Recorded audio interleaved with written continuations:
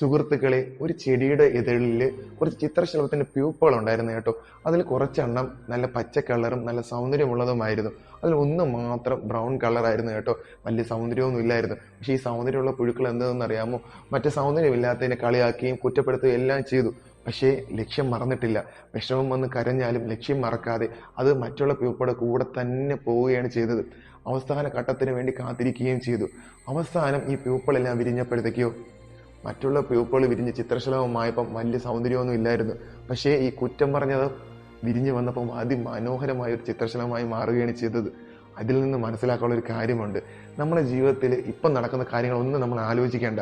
നമ്മൾ എവിടെ എത്തിച്ചേരും, നമ്മൾ ലക്ഷ്യം എന്താണ്, അത് മാത്രമേ വിചാരിക്കാവൂ. ആ ലക്ഷ്യത്തിൽ എത്തിച്ചേർന്ന് കഴിഞ്ഞാൽ ഇന്ന് കളിയാക്കിയും കുറ്റപ്പെടുത്തുകയും ചെയ്യുന്ന ആൾക്കാർ അന്ന് പറയും അവൻ വലിയവനാണെന്ന്. അതുകൊണ്ട് ആരൊക്കെ എന്ത് പറഞ്ഞാലും നമ്മൾ തളർന്നു പോവാതെ നമ്മളെ ലക്ഷ്യം എന്താണോ അതിനുവേണ്ടി ഹാർഡ് വർക്ക് ചെയ്യുക. നമ്മൾ ആ ലക്ഷ്യത്തിൽ എത്തുക തന്നെ ചെയ്യും.